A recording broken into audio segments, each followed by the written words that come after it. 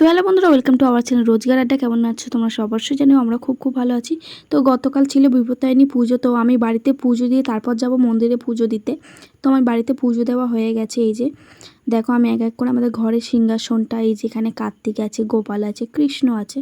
তো এখানে দেখো, তারপর আছে আমাদের একটা গণেশ ঠাকুর, সেটা আমাদের বাড়ির সবার পছন্দের। তো আমি ঘরে পুজো দিয়ে দিয়েছি, আর এই হচ্ছে ডালা। তো এখন আমি বেরোলাম মন্দিরে। তো এটা হচ্ছে আমাদের বাড়ির কাছে একটা আশ্রম আছে, ওখানেই যাচ্ছি আমি পুজো দিতে।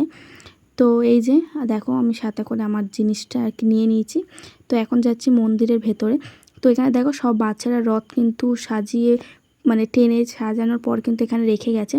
আর এখানে দেখো, সবাইকে পুজো যেহেতু হচ্ছে তাই সবাই ডালা দিচ্ছে। তো তারপর আমরা পুজো দিতে বসে, আর প্রচণ্ড ভিড় হয়েছে, প্রচণ্ড ভিড় হয়েছে এই আশ্রমটায়। তো এবার আমরাও এক এক করে কিন্তু ডালা দিয়ে দেবো, আর আমরা কিন্তু বসে পড়েছি। আর আমি কিন্তু একদম মা কালীর সামনেই বসেছি। তো এই আশ্রমের ভেতরে এই যে শিব ঠাকুরেরও মন্দির আছে। তো এই যে ঠাকুর মশাই দেখো, এখানে কিন্তু পুষ্পাঞ্জলির জন্য ফুল দিচ্ছে।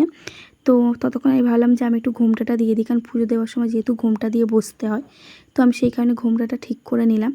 তো তারপর দেখো, এবার সবাই কিন্তু পুষ্পাঞ্জলির ফুল দিচ্ছে। তো দেওয়ার পর কিন্তু আমরা পুজো দিই।